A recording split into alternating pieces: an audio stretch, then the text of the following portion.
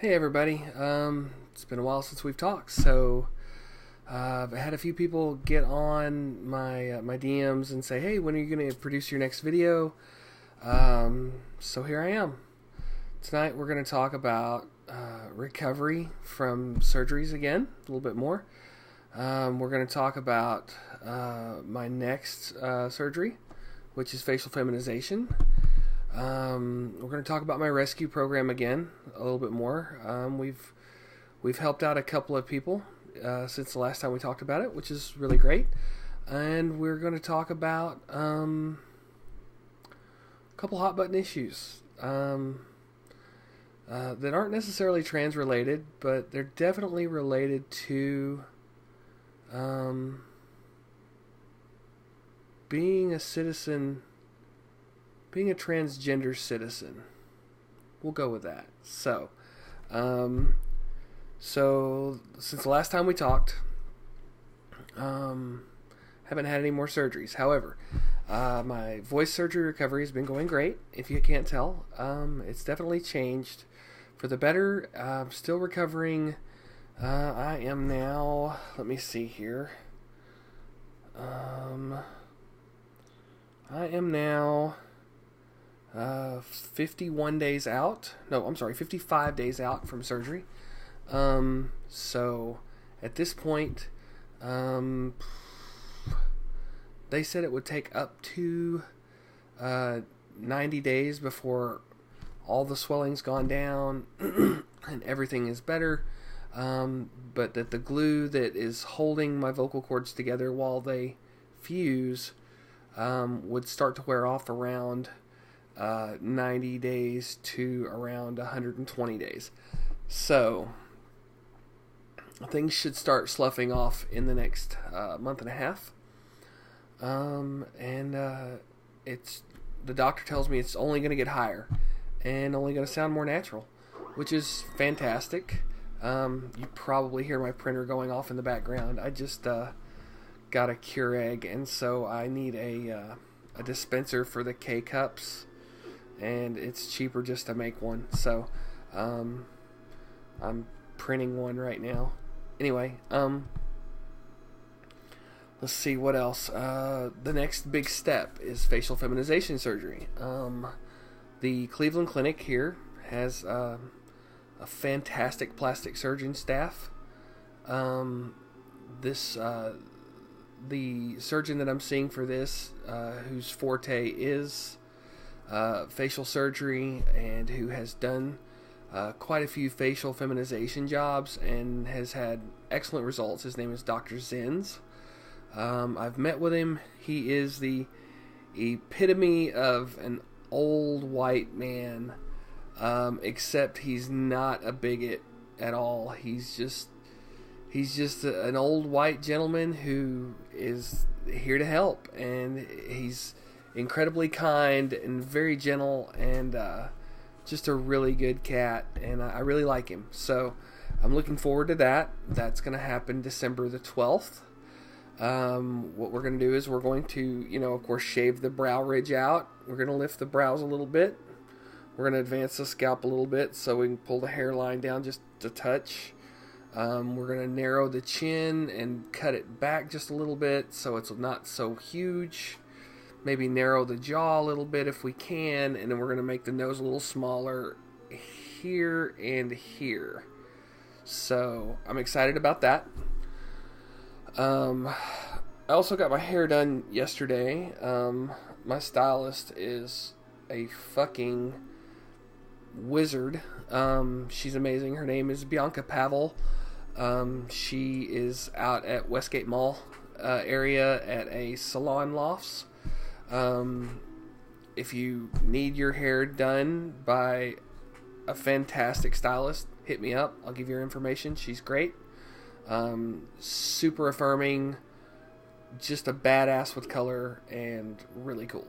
Other than that, let's see. Going to Disney in a couple weeks. My birthday's on Sunday. I'm turning 27 again. That's what we're gonna go with. No, but really, I'm turning 38. For those of you who don't know me well, I'm going to go ahead and tell you 38 is an age that I didn't think I would make it to. If you would have asked me, I don't know, 15 years ago, where I wanted to be at 38, my answer would have probably been dead. Because I was a very unhappy person then. And I really didn't see much of a future for myself. I've dealt a lot with depression in my life. Some of it caused by dysphoria. A lot of it caused by PTSD from Iraq. Growing up in the situation that I did. We're going to veer off for a minute. We're going to talk a little bit about my history.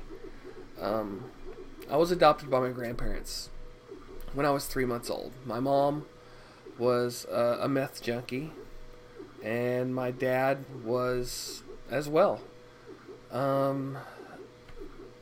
My dad was killed in a car wreck when I was about three and a half months old. And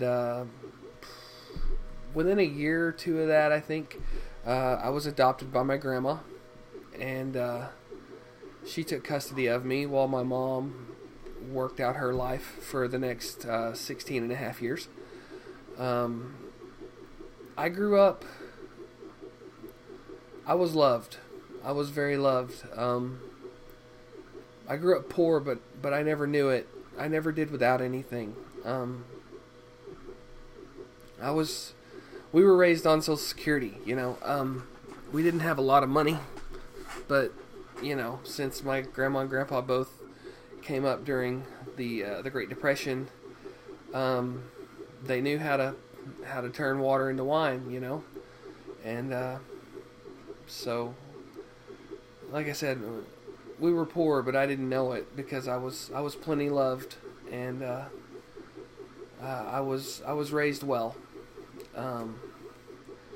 When I was 16, my mom got clean and spent the next, I don't know, 20 years-ish, making it up to me. We became best friends over the next 20 years. I didn't really let her into my life in a huge way until I was around 30. At that point, she and I had figured out how to coexist. You know, I had lived on my own since I was 17, which is when I left home. I wasn't kicked out or thrown out. I got my GED when I was 16 years old, and there really wasn't much left for me in the small town that I grew up in. So I went to my grandma and said, "Hey, look, you know, this is about all I can stand for this town. There's more out there, and I gotta go do it." And she was like, "All right, cool. If you need help, you know where home is. You know the number here. Call me. I'll help you get home." And so I left. Luckily, I never had to call for help, but I did call all the time because, you know, she raised me. She was my mom. She loved me, and I loved her. I talked to her, almost every day until she died. And she died when I was 25-ish, I think. I was in the Army at the time. So 24, 25, somewhere around then. Let's see. But yeah, things were good in my life. My mom and I, like I said, we reconciled about 100% when I was about 30. You know, we became best friends. We talked every day, sometimes 2 or 3 times a day. And when I finally made it back home to Fort Smith to live, after having traveled the world for 16 years, some of it with the Army and some of it just because, I saw her all the time. You know, anytime she would come through town, if she was by the shop, whether it be the Harley shop or Bike Works or Cat House Customs or, you know, whatever shop I was working at, Rebellion Steel, whatever, she would stop in and say hey, and you know, a lot of times she would bring lunch for everybody. A lot of times she would, you know, bring she would go to Sam's Club and bring honey buns, like cases and cases of honey buns, you know, because she knew I liked them. And, you know, she would just bring them, and, you know, she wouldn't ask. She'd bring them in, and, you know, here, these are for y'all. Y'all enjoy them. And, you know, poor Brad, you know, he would always just laugh and say, thanks. But, you know, she just had a huge heart. She was really, and I think a lot of it was her just trying to make up for lost time. But, you know, she committed suicide. It'll be 4 years in January. She had a lot going on in her life. We had a family member who was bad off on drugs, and she blamed herself for some of that because of the past that she'd had. You know, and she was in a marriage, and I don't know that she was particularly happy in, and you know, she was raising kids that wasn't her own, and I personally, I really think she was sick. You know, I think she may have had some kind of illness that, you know, she hadn't told us about, and I knew she struggled with depression and with other mental illnesses that you know, that are caused by, you know, long-term methamphetamine use. I mean, hell, she was an IV drug user for 22 and a half years. You don't do drugs like that for 22 and a half years and not, you know, have a touch of something going on in your brain that's cross-wired, you know. So I'm assuming that, you know, she had something going on, but, you know, she shot herself, and you know, we got to talking on my Facebook the other day about guns, you know, and about how, you know, if you own a gun, you're more likely to be a victim of gun violence, or more likely to kill yourself with a gun, and you know, all that may be true. It may be true, and that's, you know, statistics are whatever. I am an advocate for gun ownership. A lot of my friends disagree with me on that, and that's okay. They're allowed. I think a lot of my opinions are still drawn from being part of the warrior class. You know, being Army infantry and a scout and all the things that I've done in my life. I think a lot of my opinions are drawn from that. And a lot of my opinions are drawn from the political beliefs that I have. But to quote a good friend of mine, the Second Amendment has one purpose and one purpose only, and that's to facilitate the killing of government employees, whether it be our government employees or someone else's. And, you know, I'm not saying everybody needs to go out and get guns so we can, you know, line up our current government, because, I mean, that's not the answer yet. And I hope it never becomes the answer.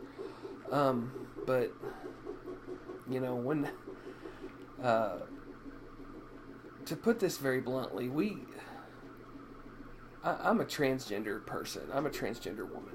And our current administration has worked very hard to put their political crosshairs on our backs at every opportunity that they can.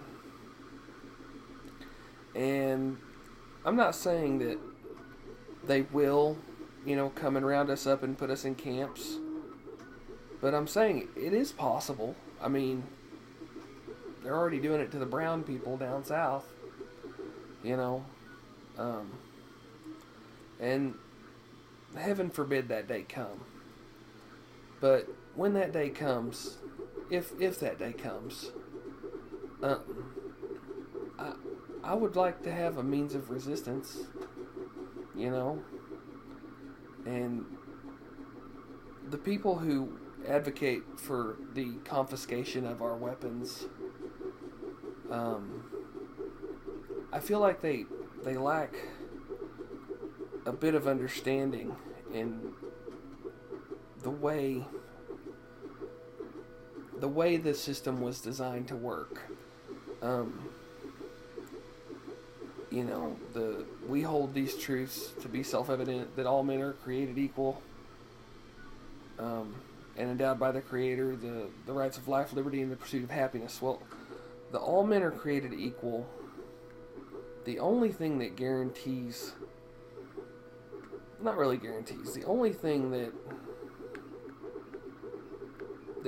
creates the equality between our rulers and us is the idea that if they step out of line and they start doing things like putting us in internment camps arbitrarily because they think we're mentally unstable, or they think that we're a burden on society, or whatever. You know, if they start doing that, we have a means of resistance. You know, a lot of my friends are, you know, self-proclaimed socialists, and they talk about seizing the means of production. You can't seize the means of production without a way to hold the means of production. And when you start taking things, they're going to try and take them back with force. That's how it works.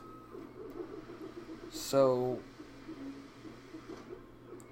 you know, you have to be able to resist that force with force of your own. Because once force comes into the equation, and it will, there's no more non-violent resolutions. There's no more, you know, civil disobedience. At that point, it's either you comply, or they're going to kill you, or they're going to beat the hell out of you and lock you in a cage for a very long time, if not for the rest of your life. So, you know,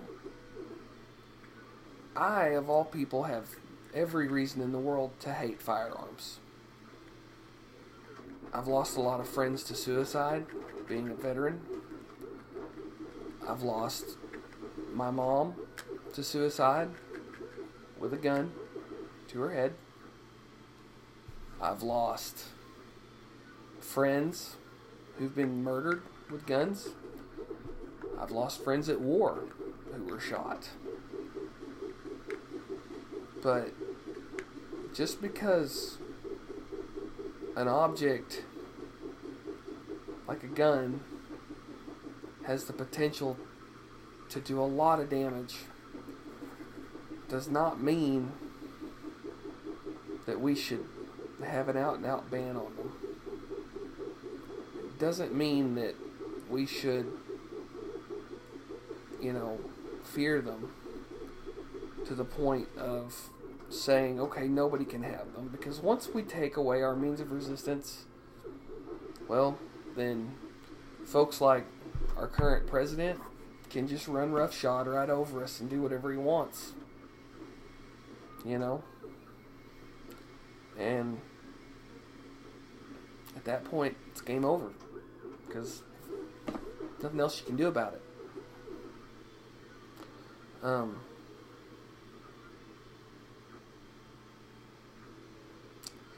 I don't ever want to see any of this happen. I don't. I don't want to see a war. I've seen war. I've seen what war does to people. I've seen that it brings out the very worst in humanity. It brings out the very worst in everybody involved, from the medics all the way to the fighters to the civilians. Even I've seen babies and children mangled from explosions and gunshots. I've seen awful things that nobody should ever see. And I don't want that to happen over here in our country, because I don't want the people here to endure that. I don't want my son to endure that. I don't want my sister to endure that. I don't want my nephews to see that, or to have to deal with the idea that their best friend, got caught in a crossfire between resistance fighters and the occupying forces here, and caught a couple bullets and now their friend's gone. I don't want that. I don't think anybody wants that, and these redneck jackasses that you see who are like, yeah, we'll go to civil war. No, we won't. They won't. They say they will, they won't. They don't know what it is to war. Because if they did, they wouldn't say that lightly. War is terrible. It's awful. So, I know I've rambled for a while now, so I should probably start shutting this down for the night. But anyway, I'll let y'all guys know that anything new happens. I've got like I said, I've got surgery coming up next month. My birthday's this weekend. Disney coming up before surgery next month. Let's see. I think that's really all I've got on my schedule right now. Got an exciting next, 6 weeks, I guess. Anyway, you guys have a good night, and I hope to see you again soon.